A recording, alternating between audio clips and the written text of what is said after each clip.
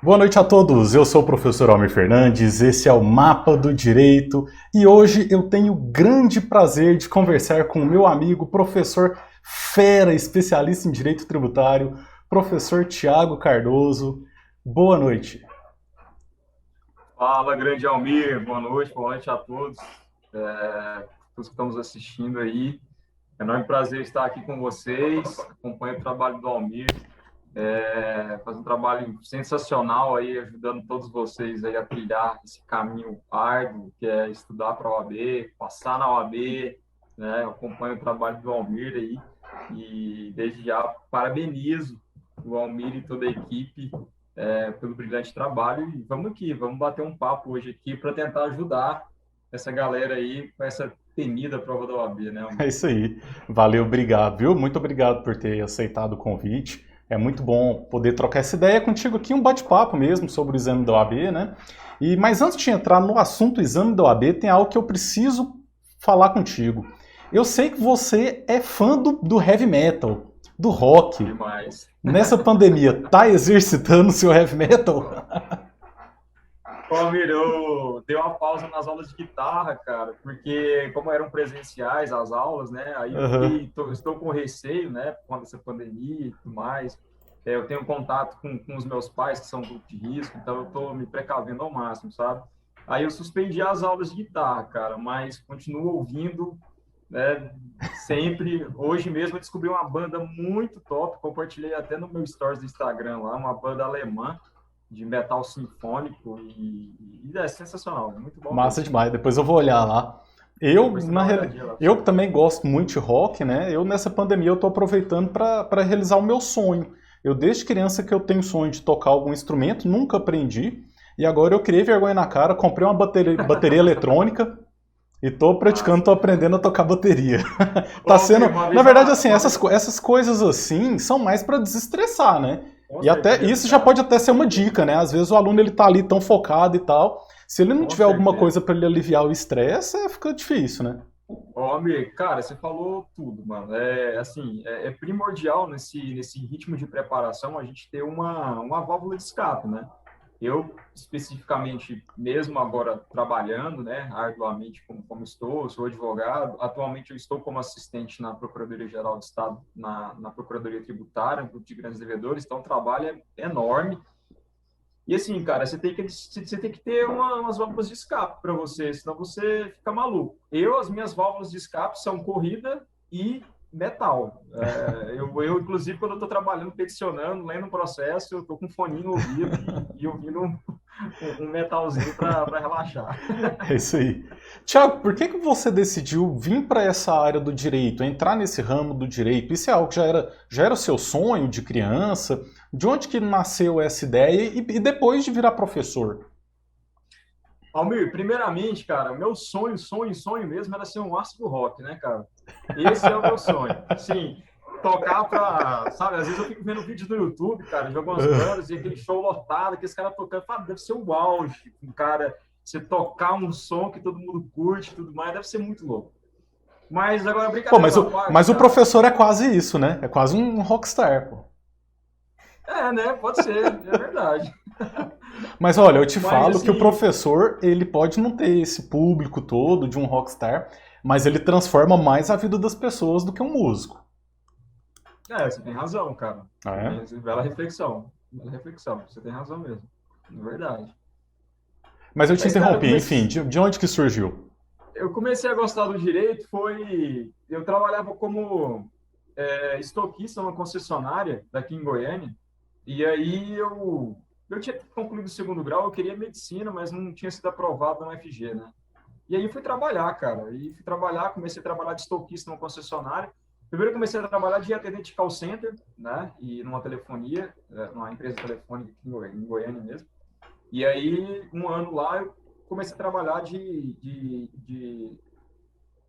no estoque de uma concessionária. Aí rolou um concurso do NPU, cara. Isso foi em 2006. 2006? Não, 2008, 2007. Em 2007 rolou um concurso para o Ministério Público da União. Eu nem sabia o que era MPU. Não tinha nem noção. Eu só sabia que se eu passasse naquele concurso, eu ia ganhar 6 mil por mês. Naquela época. Eu só sabia disso. Uhum. E aí, cara, tinha o OB Cursos, até fechou aqui em Goiânia, mas quem é aqui de Goiânia provavelmente já deve ter ouvido Era muito falar. famoso, muito famoso. E aí era próximo ali da concessionária onde eu trabalhava, cara, e aí eu decidi fazer um cursinho lá de 4 meses de preparatório para esse concurso, sabe? E aí foi onde eu tive contato com o direito lá, Almir. E aí eu tive aulas de constitucional, de civil, penal, tinha inclusive aula de penal, processo penal. E aí eu me lembro que, olha essa ironia, né, cara? Eu me apaixonei pelo penal, você acredita? Eu gostei muito de direito penal. Normal, é normal. Na E faculdade aí, é cara, natural apaixonar pelo penal, mas todo depois, mundo. quando vem na prática, vai pro civil.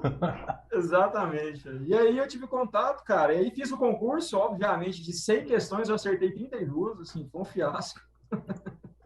E Normal aí, também, né? Para mas para eu. quem nunca tinha estudado as matérias do direito. Cara, pô, que isso, foi bem, bem tenso. E eu fiz para analista, eu lembro bem na época. E aí, não tinha nem curso superior e fiz para analista, olha só para você ver.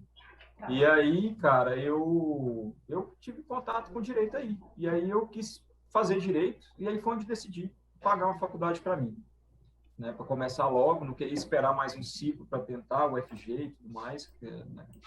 E aí foi assim.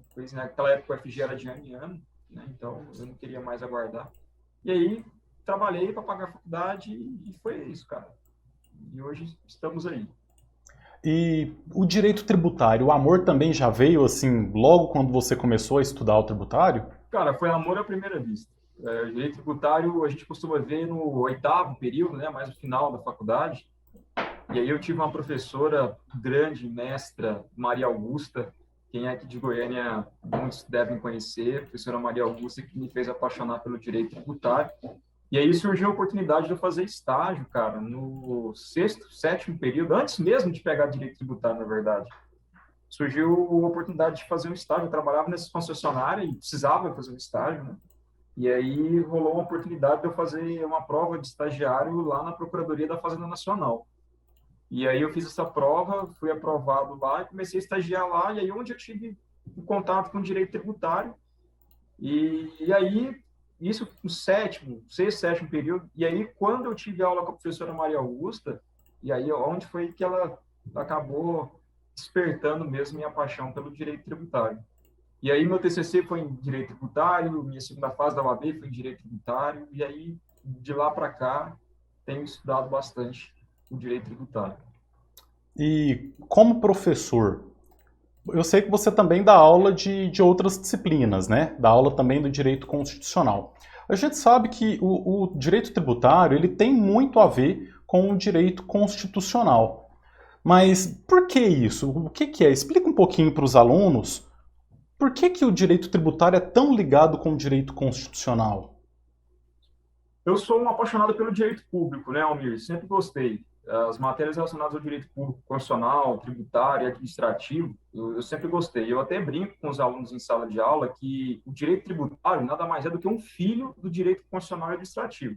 Eu costumo sempre brincar que o direito constitucional casou com o direito administrativo e teve um filho chamado tributário. Porque as bases do direito tributário vêm lá da Constituição e também das matérias inerentes ao direito administrativo, né? Quando você fala de ato administrativo, que é o lançamento, é um ato administrativo, então como você anula um ato administrativo em regra, por uma ação autória, enfim, aí você vai, né, a própria administração pública ela pode rever o lançamento, ela pode de fato rever o ato administrativo. Então, assim, são muitas questões ligadas, né? E no texto constitucional mesmo, cara, o aluno que abrir lá a Constituição e perceber, né, lá do artigo 145 ao artigo 160, é direito tributário 100%. Então, na Constituição, né? Então, é verdade que os temas que a gente vai comentar aqui posteriormente, mais cobrados na UAB, estão dentro ali do texto constitucional. Né? A Constituição ela tem um papel muito importante, né? Ela que prevê os tributos, né? Importante. E então a gente já entrando agora mais especificamente na UAB, mas antes de entrar em dicas, como que foi a sua experiência no exame da OAB? Como que foi fazer essa prova? Você fez ela quando? Almir, foi muito bom você tocar nesse assunto, cara, porque às vezes os alunos olham para a gente fala, a gente é professor e tudo, os alunos acham que a gente é, né, assim, o cara, esse cara nunca sofreu, esse cara sempre teve paz. Cara, minha história com a OAB foi o seguinte, eu fiz 3 vezes o exame de ordem, cara. Mas eu explico por que eu fiz 3 vezes. Eu já fazia estágio na Procuradoria da Fazenda Nacional e, como eu falei para vocês, eu entrei lá na média, eu estava no 6º período, mais ou menos, para o 7º período, e eu fiz estágio na PFN 2 anos. Né? Foram 2 anos de estágio, fiquei mais um período lá, recebendo a parte dos procuradores, né? Porque eles gostavam muito do meu trabalho e resolveram me continuar lá, me pagando para ser o assessor deles um período, um curto período de tempo, mas que foi muito importante. E aí, o que acontece, cara? Lá eu via muita prática. Lá, teoricamente, eu ficava peticionando o dia todo, full time, analisando processos, peticionando e tudo mais. Aí, o que eu pensei? Eu falei assim, cara, eu já estou muito bom na segunda fase. Eu não preciso de cursinho. O que é o AB, rapaz? Eu estou aqui peticionando em nome da Fazenda Nacional. O que é o AB para mim, né? Então, assim, o salto subiu um pouco, sabe? E aí, cara, eu fiz a primeira fase, sempre, né, passava na primeira fase. Primeira fase você precisa de 40 pontos, cara. E eu sempre estudava para fazer os 40. Tanto que, quando eu passava na primeira fase, eu passava com 43, né, com 45, né? A Então, primeira fase não foi o problema, então. A primeira não, a fase foi primeira mais fase tranquila. não foi o problema. Eu sempre estudei estrategicamente para a primeira fase, sabe? Uhum. E sempre com a cabeça focada que eu precisava de 40. Era Mas 80, eu precisava de 40. mas o que é isso, estudar de forma estratégica? Resumidamente, assim. Eu pegava as matérias que tinham mais questões, amor. Uhum. Pegava as matérias que tinham mais questões e o meu método de estudo foi resolvendo questões da primeira fase, de provas anteriores, e lendo resumos. Não lia doutrina na primeira fase.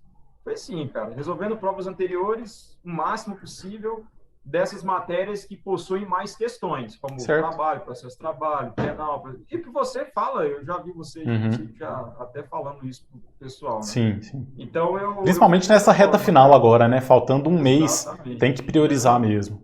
Não, em reta final agora, eu vejo, semana passada, um aluno chegou e falou assim, professor, que doutrina que o senhor indica para estudar agora nessa reta final? Eu falei, de jeito nenhum, você tá ficando maluco? Que doutrina, cara? Você não vai pegar doutrina, não. Não é o momento, você né? Vai pegar e resumir e vai fazer prova, fazer questões.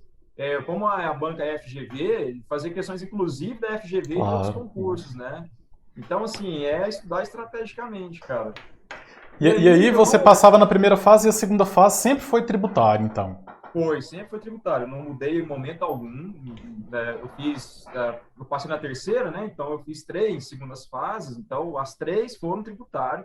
E em momento algum eu pensei em mudar a segunda fase, sabe? Eu pensava porque eu sabia que eu gostava daquilo, eu gostava daquela matéria, eu me sentia bem com aquela matéria, né?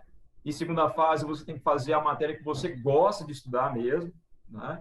A professora não gosta de nenhuma, então você vai ter que descobrir qual que você gosta, porque segunda fase é um estudo mais full time, né? Mas aí, cara, eu não obedecia, não é que eu obedecia, eu não respeitei a prova da OAB do jeito que ela deveria ser respeitada, entendeu? Porque a gente sabe que em segunda fase da OAB, hoje eu dou aula em segunda fase para a OAB, alguns preparatórios aqui em Goiânia, eu prefiro pegar o aluno cru, Almir, do que o aluno que vem de escritório, que já sabe peticionar, porque a gente tem que fazer a petição voltada para a FGV, não é a petição do dia a dia. A petição do dia a dia é uma coisa. A petição voltada para a FGV é totalmente diferente. Isso é algo que às vezes os alunos não conseguem entender, né? Porque Exatamente. A prática jurídica das faculdades, ela nem sempre é voltada para o exame da OAB. Na grande maioria dos casos, a prática jurídica, o NPJ das faculdades, o objetivo é o escritório, é a advocacia. Exato. E a prova da OAB é completamente diferente, né? Exato. E eu sou um exemplo disso, cara. Assim, a gente tem que entender que a prova da OAB é um estilo de peça que você precisa treinar as peças da FGV, porque ela tem um padrão de correção, ela vai exigir coisas que muitas das vezes na prática não são exigidas, então, né, você tem que treinar o padrão FGV. E aí eu fui de salto alto, cara. Aí na terceira vez eu já fiz um cursinho preparatório, treinei provas da FGV, a segunda fase, né, discursiva da FGV, fui com mais cautela. E outra coisa, Almir, na segunda fase, nas 2 primeiras também, eu não treinava manuscrito, cara, eu treinava no computador. Esse é sabe? um Então, assim, é grande outro erro, né? erro E, fatal, cara, inclusive, não só fatal. treinar no manuscrito, mas usando as folhas modelo da FGV, naquele padrãozinho, né? Exatamente, Eu tô com um exatamente. projeto de extensão que eu estou ministrando 10 aulas gratuitas para a segunda fase e eu disponibilizei esse modelinho e eu tento colocar na cabeça do pessoal a importância de utilizar o modelo de rascunho e fazer manuscrito. Porque se Nossa, você, no seu treino, você está fazendo as peças digitadas, chega lá na hora da prova, você não vai ter um computador para digitar. Então, o seu não, de controle jeito do nenhum. tempo, ele vai embora. E o controle do tempo é essencial na segunda fase, né? Essencial, Almir. Esse projeto que você está fazendo aí, ele é imprescindível, ele é importantíssimo, ele é fundamental, cara. Eu que o diga. Eu estou falando porque eu passei por isso, né? Então, assim, eu não aconselho ninguém a fazer isso. Você peticionar no computador é outra coisa. Na prova da OAB, você vai ter o tempo, você vai ter o nervosismo e você vai ter só 150 linhas, cara, para você desenvolver toda a estrutura da peça. Então, assim, é treino. E hoje a gente está acostumado sempre a digitar ou no computador ou no celular. E quando a gente vai pegar uma caneta para. A gente sente uma certa dificuldade mesmo em questão de alongamento dos dedos, né, do pulso e tudo mais. E isso pode parecer besteira, mas não é. É preciso treinar isso, cara. E aí, na terceira vez deu certo, passou, foi um baita alívio. Mas assim, é muito bom você tá dando esse depoimento, porque eu tenho muito aluno que fala, eu tenho que passar de primeira, eu preciso passar de primeira. E o aluno não consegue entender que a sua carteira da OAB de advogado não vai vir lá falando que você passou de primeira, não. Passar de primeira, de segunda, de terceira, de quarta, de quinta, tanto faz, a carteira vai ser exatamente idêntica e cada um tem o seu tempo, né? Às vezes você tem que respeitar o seu tempo. Não deu certo na primeira vez? Foco e paciência que da próxima vez vai dar certo. Inclusive a média dos alunos é passar na terceira vez. Essa é a média, né? Tenta as duas primeiras vezes, não dá certo, na terceira vez vai. Almeida, eu acho que o pessoal tem que ter a consciência de que ser aprovado no exame de ordem é igual carteira de motorista, eu sempre costumo dizer isso. O cara às vezes passa na carteira do exame do volante, mas o cara não sabe dirigir.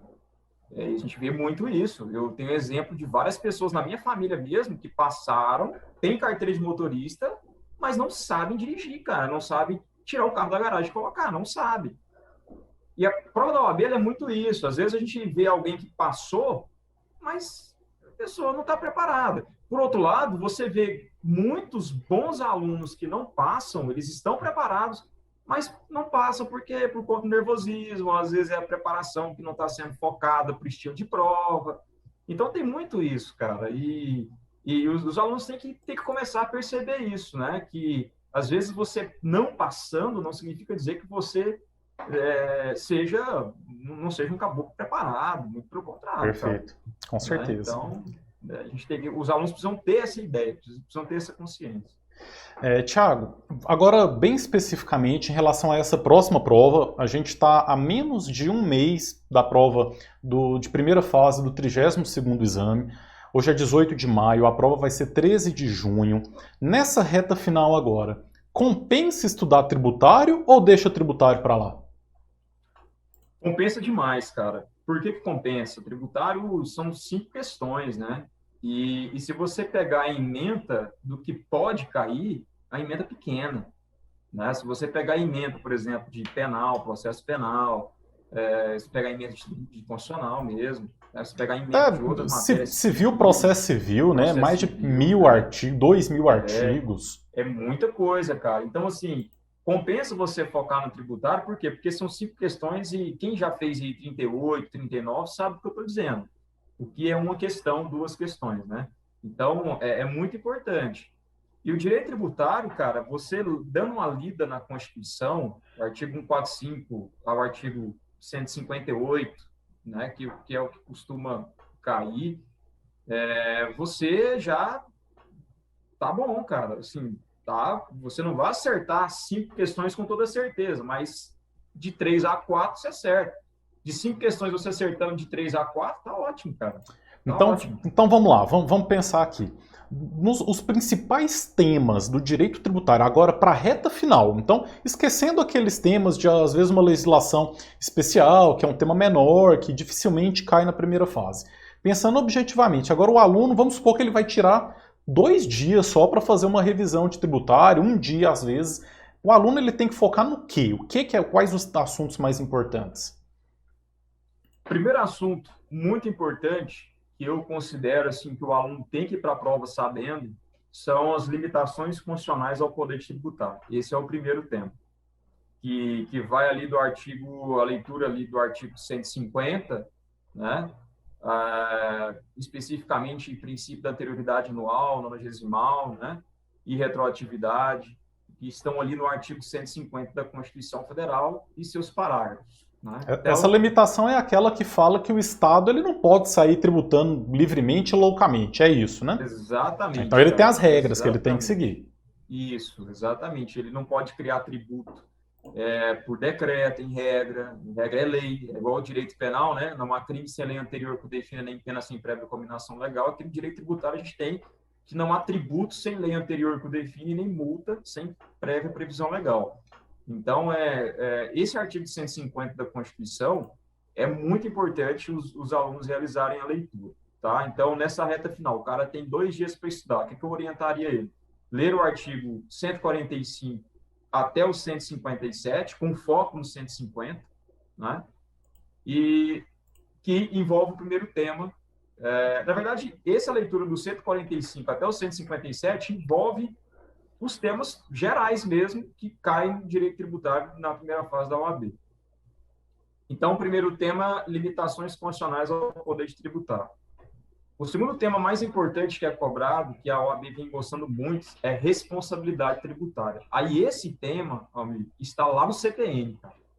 Aí vale a pena dar uma lida nos artigos do CTN, são poucos artigos também. Você vai ler ali do artigo 121 até o 135. E resumidamente, o que é isso? Só para o aluno ter uma noção do que se trata. A responsabilidade tributária é quando, por exemplo, o contribuinte, uma empresa não paga um tributo. O fisco pode cobrar do sócio dessa empresa? Ou quando, por exemplo, uma empresa que deve tributos, ela fusiona com outra empresa que não deve tributos. O resultado dessa fusão vai originar uma terceira empresa. Essa terceira empresa, ela vem com dívidas tributárias ou não? Né? Quando você tem 3 pessoas que são proprietárias de um imóvel na área urbana, essas 3 pessoas devem pagar IPTU, né? Que são irmãos, digamos assim. Se uma dessas pessoas paga o IPTU, é como se as outras 2 tivessem pago também. Então, é tudo isso que envolve a questão da responsabilidade tributária. Quando um filho menor, porque aqui no direito tributário a gente tem uma curiosidade, né? A capacidade civil é diferente da capacidade tributária. A capacidade civil é a capacidade de você contrair obrigações, direitos, deveres, e você assume, você tem ela com 18 anos, a partir dos 18 anos. A capacidade tributária, cara, você adquire com o nascimento, com vida. O que eu estou querendo dizer? Estou querendo dizer que uma criança... Todo mundo tem que pagar imposto. Uma criança de 6 anos, se ela for proprietária de um imóvel na área urbana, ela vai pagar IPTU, entendeu? E aí essa criança, não sendo possível que ela pague o IPTU, porque ela não trabalha, ela não tem renda. O fisco vai ficar sem receber? Não, o fisco vai direcionar os pais. Mas os pais aqui não são contribuintes, os pais são responsáveis. Então, é essas jogadas que muitas vezes costuma cair na OAB. Você quer ver uma outra coisa que cai muito também, Almir, na OAB, que está relacionada a esse tema? É quando, por exemplo, isso acontece no dia a dia. Quem aqui tem um imóvel, loca um imóvel, sabe o que eu estou falando. Eu loco um imóvel para o Almir é o locatário, eu sou o proprietário. E eu estabeleço lá no contrato que o Almir é o responsável por pagar o IPTU. Estabeleço no contrato escrito, bonitinho, registrado, bonitinho. E aí o Almir não paga o tributo, o fisco vem cobrar esse tributo de mim, porque eu que sou contribuinte. E aí, o fisco vem cobrar de mim, eu apresento o contrato do fisco, falo, tá aqui, responsável é o Almir por pagar. Almir, esse tema que eu tô falando, cara, já caiu umas 4 vezes na primeira fase, contando historinha diferente. Uma hora ele fala no contrato de locação, uma hora ele fala no contrato de veículo automotor, juntar uma locadora. né? Aí, claro, envolvendo IPVA. Mas nesse caso específico aqui, quem vai pagar o IPVA é a locadora que é proprietário do veículo. Assim como eu, nesse nosso exemplo, que sou proprietário do imóvel, em que pese haver o aluguel, em que pese haver o contrato. Aí o pessoal me pergunta, mas esse contrato não tem validade, então? Se fizer esse contrato, por quê, então? Não tem. Só que ele tem validade só entre eu e o Almir. Não tem Perfeito. validade perante o fisco. Até porque senão Isso seria daí é muito uma briga. fácil você fraudar, né? Você fazer um contrato com uma Exatamente. pessoa que não tem condições de fazer o pagamento e o fisco ia ficar sem o recebimento. Seria Exatamente. muito simples. Essa questão que você falou da capacidade, a diferença da capacidade civil com a capacidade tributária é muito interessante, porque tem muito aluno, inclusive, que não sabe que uma criança, que um menor, pode ser proprietário de um imóvel, pode ser proprietário de uma empresa, e aí não pensa nas implicações que isso pode acontecer, né? Então, Almir, tem esse é um muitas detalhe que tem que crianças, prestar atenção. tem muitas crianças, cuidado, tem muitas crianças aí que tem muito mais conta Muito, na muito. conta do que nós Não, aqui. inclusive, Então, tem uma criança que ela tinha 6 anos na época, agora deve ter 8, que é um dos maiores empresários do país, que é o filho do ex-presidente Michel Temer. Né? Super empresário, dono de várias empresas. Então é um exemplo aí de que a criança ela pode sim ter empresa. Mas é deixa eu só verdade. te interromper desse tema para fazer uma pergunta que sempre, volta e meia, um aluno ele acaba me perguntando. Afinal, qual é a diferença entre imunidade tributária e as isenções? Essa pergunta é muito interessante e, sendo bem objetivo aqui para todo mundo entender, a imunidade tributária é a dispensa do pagamento do tributo previsto na Constituição. Então, se a dispensa do pagamento do tributo está prevista na Constituição, nós estamos diante de uma imunidade. Porque a Constituição ela não cria tributos. Ela não cria. Ela estabelece competências para que os entes federativos possam criar. Só que a própria Constituição, quando ela vai estabelecer as competências para os entes criarem, ela mesmo vira e fala, mas peraí, vem cá. Quando vocês, estados, municípios, DF, os entes federativos forem criar determinado tributo, eu não quero que tributem as igrejas. Como eu não quero também que cobrem impostos dos livros, jornais e periódicos. Como eu não quero também que os entes federativos cobrem impostos uns dos outros. Que aí entra a questão das imunidades, que também está, as principais, as mais importantes, estão lá no artigo 150, inciso 6 da Constituição Federal. As mais importantes e as que mais são cobradas no exame da ordem. Então, vale a pena a leitura desse Beleza, termo. ótimo. E a isenção é a dispensa do pagamento do tributo, só que é previsto em lei, não é previsto na Constituição. Então, sendo bem objetivo, é isso. Quando o próprio ente federativo ele tem a prerrogativa de cobrar, porque a Constituição não proibiu, e ele, o próprio ente federativo, cria uma lei específica estabelecendo uma isenção. Maravilha. Então vamos lá, vamos recapitulando aqui temas. A gente tem a limitação ao poder de tributar, que está na Constituição, a responsabilidade tributária, que está no CTN. Tem mais algum? Temos espécies tributárias com foco especial nas taxas. As espécies tributárias a gente sabe que são 5, né? São os impostos, as taxas, contribuição de melhoria, empréstimo compulsório e contribuições especiais. São 5 as espécies tributárias, mas eu gosto de dar um foco nas taxas, né? Porque as taxas são muito cobradas, especificamente a súmula vinculante 19 e tudo mais, que fala da taxa do lixo, a questão da base de cálculo das taxas, lá do artigo 145, parágrafo 2º. Então, o foco nas taxas é muito importante. E o foco também nos empréstimos compulsórios, que é uma espécie tributária que ela só pode ser criado mediante lei complementar. Então, a prova da OAB já vem cobrando na primeira fase várias vezes esse peguinha dos empréstimos compulsórios, correlacionando ele com a lei complementar, certo? Então, esse tema de espécies tributárias também. Então, a gente tem as limitações constitucionais ao poder de tributar, que envolve princípios e imunidades, né? Nós falamos aqui a responsabilidade tributária, lá do CTN, artigo 121 até o artigo 137. E nós temos aqui agora as espécies tributárias, né, que está dentro da leitura que eu havia indicado para vocês, lá do 145 até o 157 da Constituição. Muito importante a leitura. Outra coisa também, Almir, que é muito importante, e aqui a dica que eu dou não é só para o direito tributário, é para todas as matérias. Vale a pena a leitura das súmulas vinculantes. São poucas súmulas vinculantes, porém são muito importantes por serem vinculantes, né?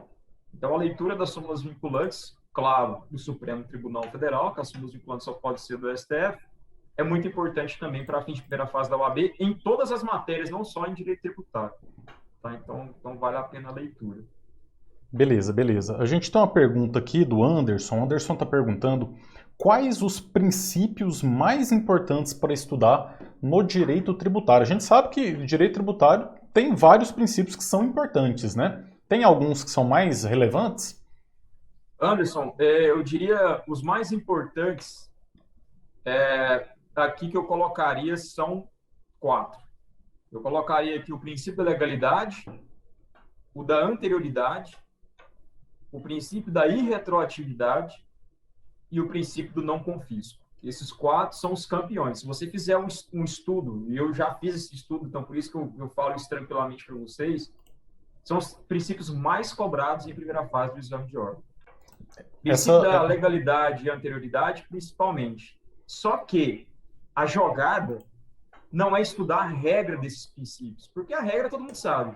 E a prova da OAB sabe que todo mundo sabe. Ela vai lhe cobrar as exceções, entendeu? Então, a minha dica é que vocês estudem os princípios, saibam as regras. Por exemplo, você pega o princípio da legalidade.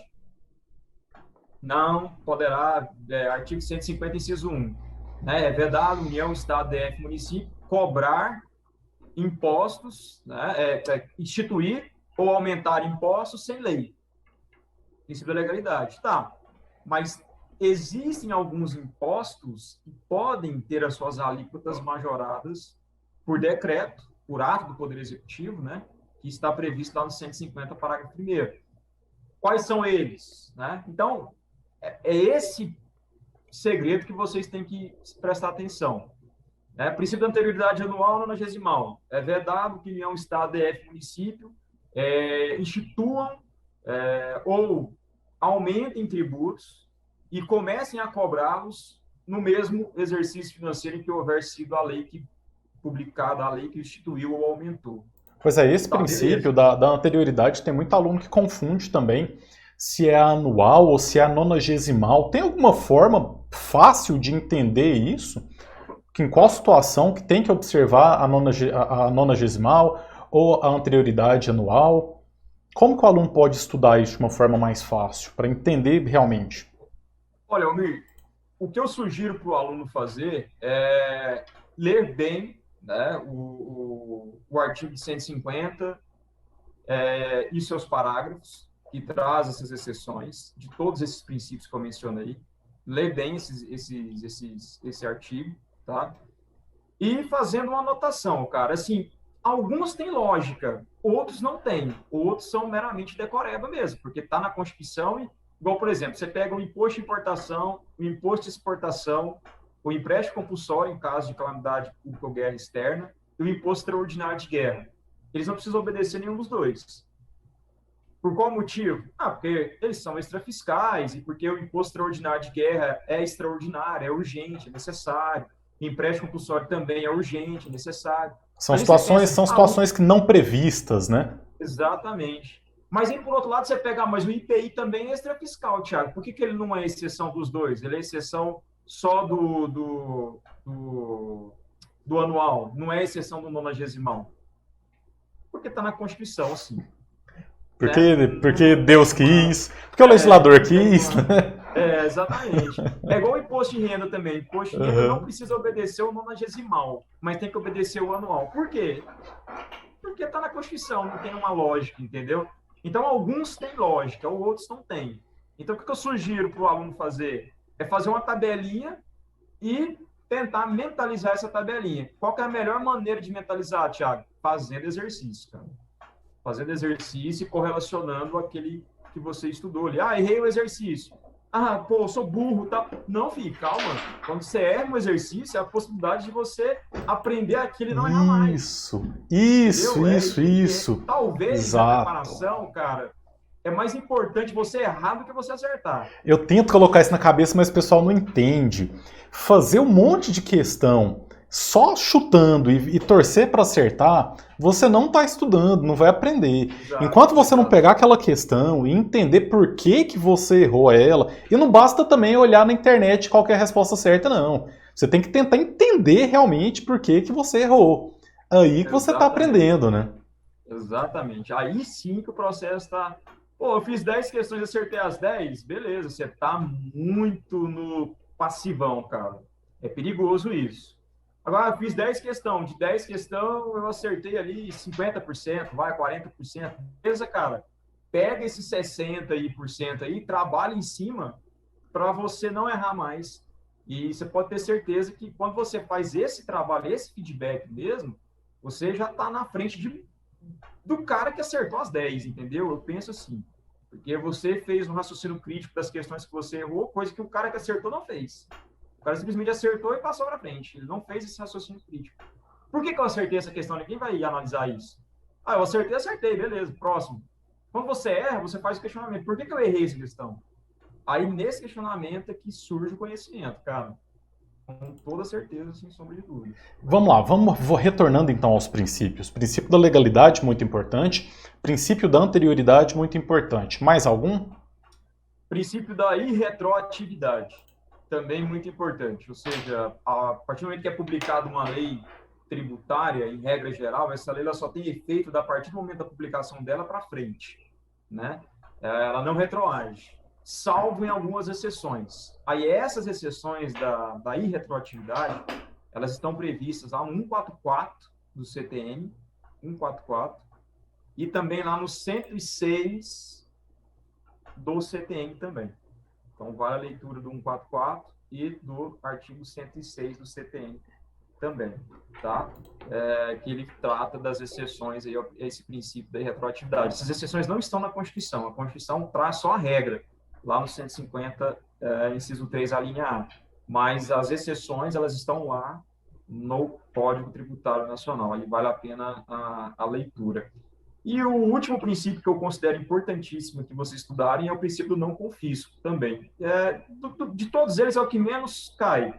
Porém, é importante o estudo, né?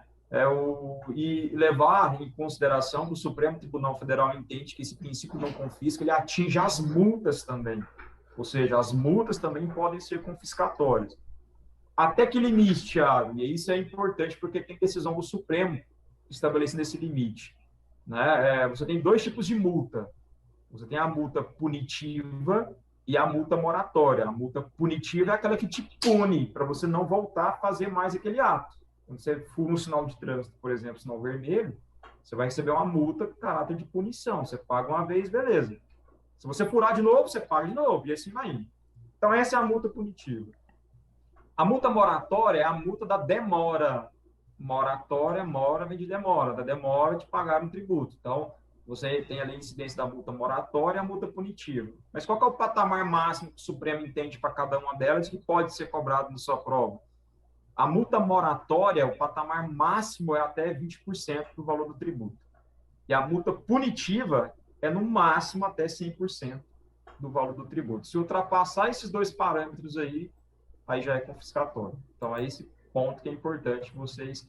E tributos extrafiscais, como o II, o IE, o IPI, o IOF, princípio não confisco não se aplica. Tanto é verdade que quando você vai importar uma blusinha da Hello Kitty, você vai comprar uma blusinha da Hello Kitty no exterior, né? Você paga $2 nela. Quando você vai importar certinho aqui, vem uma alíquota pesadíssima em cima, né, ultrapassa tranquilamente a casa dos 200%, 300%, chegando até 600%, eu já vi. Mas é como o caráter mesmo de controlar o mercado, né? Não consuma lá, consuma aqui. É o Estado falando isso para você. E é tão interessante que o tanto que tributário está muito ligado ao constitucional, né? E o princípio do não confisco já caiu em constitucional na segunda fase da OAB. Então, realmente, em constitucional, volta e meia cai uma tese de direito tributário. São realmente muito A prova ligados. da OAB hoje, foi até bom você tocar nisso, né? A prova da OAB hoje ela é muito interdisciplinar, né, cara? Então, às vezes, cai um tema em direito do trabalho envolvendo tributário e constitucional, né? Isso. Da mesma forma, pode cair um tema em direito penal envolvendo crime contra a ordem tributária. Então, o aluno ele tem que ficar preparado para isso, né? O mundo hoje é isso. O mundo moderno é dessa forma. Tiago, chegou mais uma pergunta aqui da Viviane.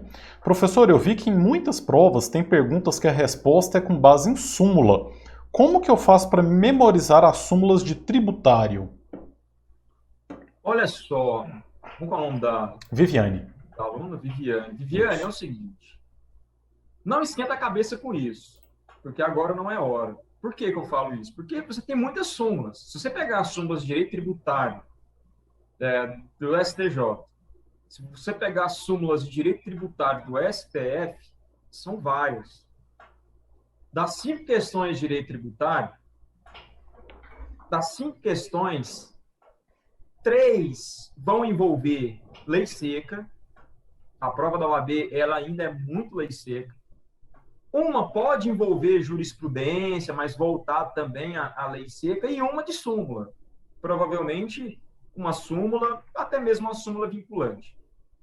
Então, assim, você está preocupando com um tema, com um assunto, que na sua prova vai de 5 questões, provavelmente caia uma, entendeu? Assim, na média. E como a gente tem aí pouco tempo para a primeira fase, não é legal você se preocupar com isso. Agora, o que eu te indico a fazer? Fazer exercícios. E fazendo exercício. Você percebeu que aquela súmula caiu mais de uma vez nos exercícios que você está fazendo? Abre o olho para ela, dá uma lida, tenta mentalizar, tenta raciocinar o que ela está falando e bola para frente, cara. Segue o jogo. Não para ler todas as súmulas do STF de tributário, todas as súmulas do STJ de tributário. Você vai perder tempo precioso. Se for fazer segunda fase em tributário, vai chegar o momento, né, de estar estudando, é outro esquema, outro esquema, é outra coisa. Aqui é a primeira fase agora que a gente está, né? E aí, então é isso que eu digo. Agora, uma coisa que eu peço para vocês, leiam as súmulas vinculantes. Elas são importantes, não só para tributário, porque são poucas súmulas vinculantes, né? Sim. Então, vale a pena a leitura, você reservar aí meia hora do seu dia para você ler as súmulas vinculantes, né? E aí você já vai estar também utilizando as súmulas vinculantes para a prova de direito tributário e para as outras provas também, as outras matérias que você vai enfrentar aí no seu exame de ordem. Beleza, tem uma pergunta aqui no Instagram da Ana Pinheiro. Professor, princípio da pecúnia é importante? É importante, mas é importante você relacionar ele com responsabilidade. A prova da OAB já vem cobrando isso, né?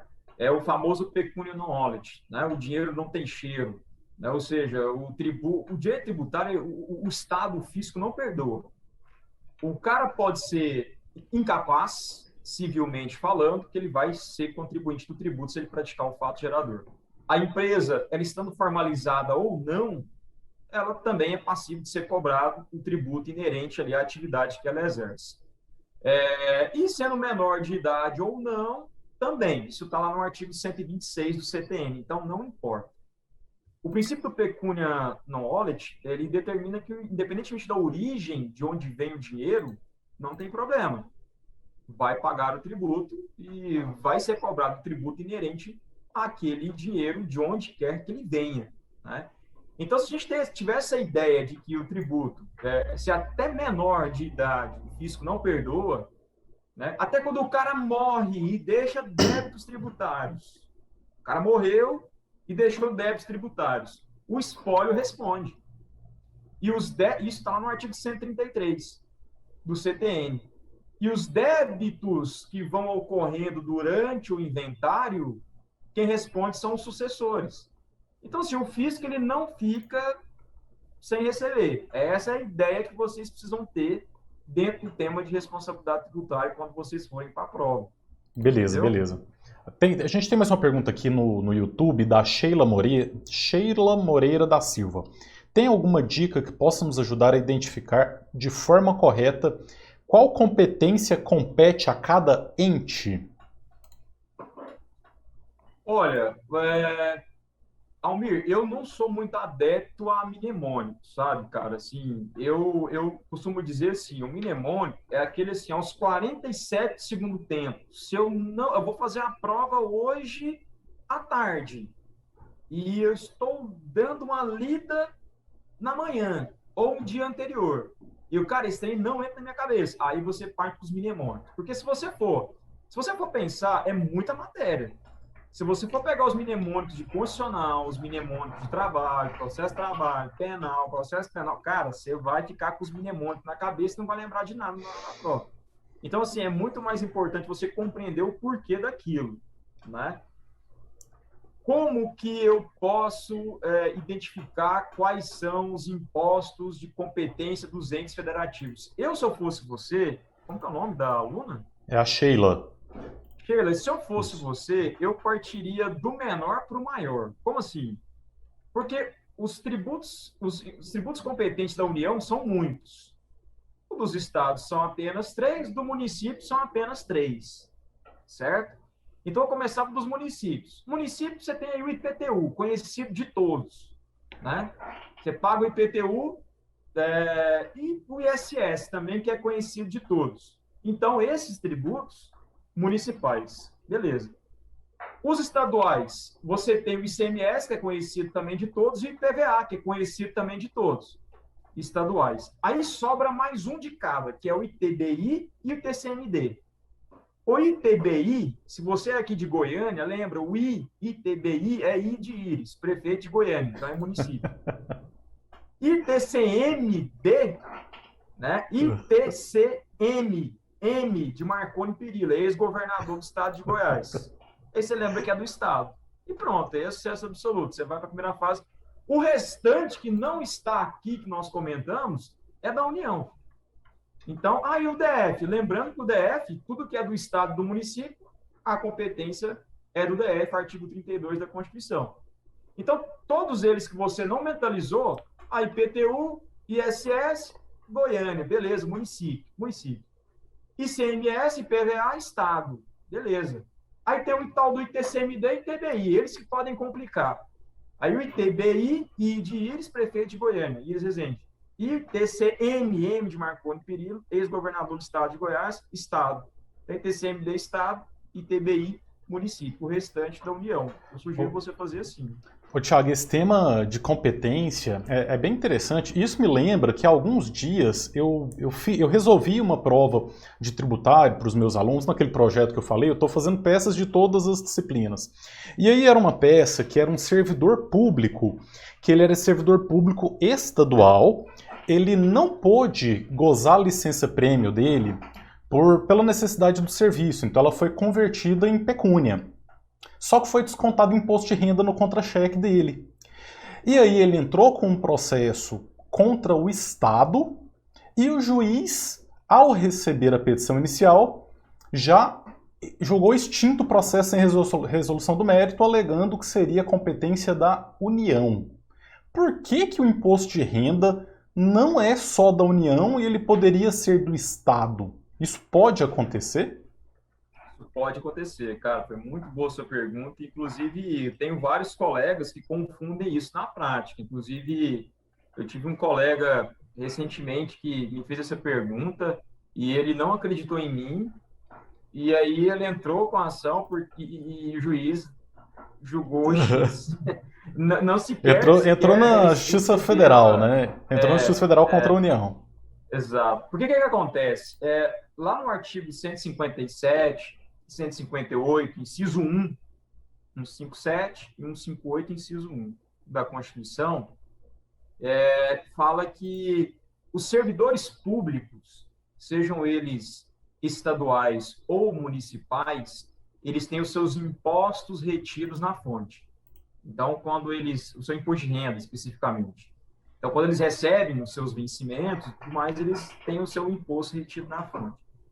E a própria Constituição Federal, e esses artigos lá, os 157, 158, se vocês observarem, está dentro do tema de repartições constitucionais de receitas tributárias, né? E essa repartição constitucional de receita tributária parte do princípio de que a União e o Estado que mais arrecadam tem que dividir com o DF e o município, especificamente o município que menos arrecada. Então, a União que mais arrecada divide com o Estado e o município, o Estado divide com os municípios. Então, isso aí é para fortalecer o pacto federativo. Isso, inclusive, até uma cláusula PET, uma forma de Estado, etc., para fortalecer o pacto federativo. E aí existe, dentro desse tema, especificamente, o imposto de renda dos servidores. O servidor, se ele estiver vinculado ao Estado ou ao município, o imposto de renda retido na fonte desse servidor não vai para a União, fica com o Estado. Esse imposto de renda retido do servidor municipal, ele não vai para a União, ele vai para o Estado. Então, é muito importante o aluno verificar isso. E quando você vai pedir uma restituição de um tributo pago indevidamente, você tem que ver para onde que foi aquele dinheiro que você está pedindo a restituição. Porque, às vezes, é um tributo federal, mas o dinheiro não foi para lá. Você quer ver um outro exemplo? Quando também a questão do ITR, né? Quando os municípios eles optam por fiscalizar e arrecadar o ITR, os municípios que fiscalizam e arrecadam o ITR, eles ficam com 100% da arrecadação. Aí, se porventura algum produtor rural, um proprietário do imóvel rural, sei lá, foi cobrado o ITR de uma área de APP dele lá, ou uma área que é isenta, ele vai pedir a restituição, só que ele entra com esse pedido na União, na Justiça Federal. Se verificar que quem fiscalizou e arrecadou foi o município, a competência não é da União, a competência da Justiça Estadual. Então, isso é muito importante verificar, e que bom que você está trabalhando isso com os seus alunos aí, cara. É importante, esse tema é muito, muito importante. A ideia principal desse projeto é apresentar realmente a prova da segunda fase para alunos que ainda não estão, às vezes, estudando especificamente para a segunda fase. Então tem muito aluno do primeiro período, do segundo, terceiro período, que estão começando a entender como que as coisas funcionam, né? Isso acaba podendo, às vezes, até ajudar a direcionar uma possível escolha no futuro. Muito bom, cara. Muito bom mesmo, parabéns. Thiago, as dicas aqui foram muito importantes, eu agradeço demais, foi muito legal. Só para a gente finalizar, se você puder deixar uma mensagem para esse pessoal que está aí, que seja específica de tributário ou não, tá? Que seja uma mensagem de apoio, de suporte mesmo. Porque assim, o que mais está aparecendo para mim é aluno me mandando mensagem falando que está desesperado porque não está conseguindo estudar direito e tem essa situação da pandemia, está com medo de ir na prova. Então, se puder deixar uma mensagem para esse pessoal, vai ser muito importante. Eu vou deixar duas mensagens. A primeira outros dois pontos muito importantes para fins de direito tributário refere-se a crédito tributário, e aí eu sugiro que vocês estudem o artigo 151 do CTN, dê uma lida nele, artigo 151, artigo 156 e artigo 175. 151, 156 e 175, tá bom? Agora, a minha segunda dica é a seguinte, Almir. Olha, cara, eu sou... apesar de gostar do heavy metal, do rock, eu sou um cara religioso, porque muita gente entende e acha que quando você gosta disso, né, cara, você não... esse cara não é de Deus, não sei o quê e tal. Eu não tenho nada a ver, inclusive, né, tem ótimas bandas, né, do gospel e rock pesado. Exatamente. Então, assim, não tem nada a ver, né? Eu sou um cara muito religioso, cara. Não sou de frequentar igrejas, não sou, mas eu sou um cara espiritual, muito religioso e tudo mais. E, Almir, eu sou um exemplo vivo de que Deus escreve certo em minhas tortas. Eu jamais imaginaria que eu poderia chegar onde eu estou hoje, e eu não é onde eu quero estar, eu quero mais, obviamente, mas assim, se você for ver o meu passado, né, de muita luta, eu não venho de família rica, mais que muita gente acha, fala, branco, do olho azul, deve morar no Alphaville. Não, não é. Na realidade, não é essa. Graças a Deus, hoje, eu tenho condição de ajudar muito os meus pais financeiramente, mas isso graças aos meus estudos, cara. Houve momentos que eu pensei em desistir, porque trabalhava o dia inteiro, ia para a faculdade à noite, né, pensava em desistir, só que eu queria dar uma vida melhor para mim, né, porque eu me amo, e dar uma vida melhor às pessoas que eu amo também, né? A gente está enfrentando uma pandemia agora que, com certeza, está atrapalhando muita gente, né? Só que a gente tem que pensar, Almir, que essa pandemia vai passar. E aí, que pessoa você vai ver vai ser pós-pandemia? Entendeu? Qual pessoa vai ser, você será no mundo pós-pandêmico? Isso que é o mais importante. Porque estudo, pessoal, você não perde tempo estudando. Muito pelo contrário, você ganha tempo estudando. O que você aprendeu hoje, você pode ter certeza que ninguém vai te tirar. E o conhecimento é algo que ninguém te tire. Ninguém te tira. Ninguém consegue tirar. Então, assim, a primeira coisa que eu tenho a dizer para vocês, então, é fé em Deus. Acredite no propósito de Deus. Acredite no seu propósito. Se você é uma pessoa boa, se você prega energias boas, se você prega o bem, pode ficar tranquilo que o que é seu está guardado. Eu costumo sempre fazer uma analogia do Big Brother, Almir. Quem assistiu o Big Brother agora, viu tanto que a Juliette sofreu no final, achando que ia sair, não sei o quê, tudo mais e tal. Ai, meu Deus, eu vou perder. Ai, meu Deus, vou pro paredão. Começou a chorar desesperado. Mas a gente aqui fora já sabia que ele ia ganhar isso tranquilo. Desde o A começo, gente praticamente, do aqui, programa, a gente já sabia que isso ia acontecer, né? exato, cara. A gente aqui fora é como se fosse Deus, cara. Deus olha e fala assim: calma, meu filho, eu já sei, eu já vou organizar para você. A gente tem a síndrome da Juliette, né? De achar que, nossa, meu Deus, vou me enrolar, eu tô perdido e tal. Aí Deus tá ali só na retaguarda olhando. Calma, filho. O que é seu já tá guardado, pode ficar tranquilo. Né? Faz a sua parte e eu faço a minha daqui. Então, é pedir isso pro pessoal. Né? E focar, Almir, nos 40 pontos, cara. A primeira fase é 40 pontos. O cara que acertou 40, o cara que acertou 79, ele não tem o nome escrito em lugar nenhum na OAB, ele não recebe uma carteirinha dourada, ele não tem. E você tem que entender que de 80 questões, a prova da OAB não foi feita para ninguém fechar. Entende isso? Ela não foi feita para ninguém fechar. Ela foi feita para ninguém fechar. Então, esquece, as 80 você não vai acertar, filho. Você precisa de 40 e foca nos 40. Segunda fase, você não precisa de 10, você precisa de 6. Foca no 6. Quando você for pegar sua carteirinha lá, não vai estar lá escrito: vamos chamar agora o aluno, o advogado Almir Fernandes, que tirou nota 9,9 na segunda fase. Não vai ter isso lá, não. Agora vamos chamar o aluno Tiago Cardoso, que tirou 6 na segunda fase. Não tem isso, cara. Então, É para que isso aí. você sofre, sendo que não tem motivo para sofrer? Primeira fase é 40 pontos. Segunda fase, 6 pontos. E foca nesses objetivos, com fé em Deus sempre, e sempre acreditando que essa pandemia vai passar, e quando ela passar, muitos desistiram. Você não desistirá e você já vai ser diferencial só por conta disso. Ô, Thiago, tem o pessoal aqui perguntando seu contato. Passa o seu Instagram aí pro pessoal te seguir. É @prof. Thiago Cardoso. Thiago com TH Cardoso. @prof. Beleza. Thiago com TH Cardoso com S.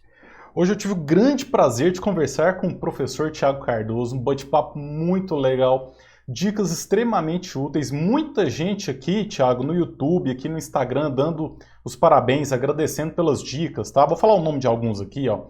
Tava o Gilmar Rocha, a Sheila Moreiro, Wagner Brito, o Germano de Medeiros, deixa eu ver quem mais aqui, a Deise, o Carlos Augusto, Sionara, Lucas, a Camila, bastante gente. No Instagram, que também muita gente, ó. Pessoal dando os parabéns, valeu. A Nalcunha, Márcio Damasio. O Márcio foi meu aluno, bacana. Orlando Figueiredo. Então, assim, Thiago, eu te agradeço demais, valeu mesmo, muito bom. Eu tenho certeza absoluta que esse pessoal que estava assistindo aqui vai chegar lá na hora da prova, vai cair uma questão de um desses assuntos que você falou e vai lembrar de você lá na hora da prova. Então, mais uma vez, muito obrigado, viu? Valeu, Almir. Eu que agradeço. Mais uma vez, parabenizar você pelo projeto, cara. Eu te acompanho nessa correria toda, né? Nesse dia a Oh, dia que a gente tem. Essa questão do mestrado aí agora tá me tirando o sono. Eu apresento a minha dissertação no final do ano, então, assim, tá punk. Mas eu te acompanho, cara. Eu vejo suas postagens, eu vejo o trabalho que você está fazendo e te parabenizo.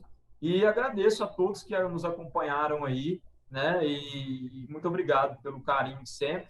E, mais uma vez, Almir, parabéns pelo projeto sensacional, cara, muito bom mesmo, tá ajudando Valeu. muita gente. Muito obrigado, viu? Valeu, grande abraço. E para você que aí nos acompanhou, foco nos estudos. Hoje isso aqui era uma live que você estava aprendendo, mas acabou agora que tá cedo, ó, 8h30 da noite ainda, dá tempo de continuar estudando, dá tempo de fazer as suas questões aí, dá tempo de fazer as suas revisões, né? A gente tá, para quem não sabe, a gente tá com um desafio que eu desafiei os alunos a passarem nessa primeira fase. Então tem um cronograma de estudos lá, para quem quiser saber como funciona, é totalmente gratuito, é mapadodireito.com/desafio, faça o seu cadastro lá e vai seguindo na plataforma. Entrou simulado agora no domingo, simulado 2, domingo, nesse próximo domingo tem mais um, tá bom? Valeu pessoal, boa noite a todos e vem comigo traçar o mapa da sua aprovação na OAB.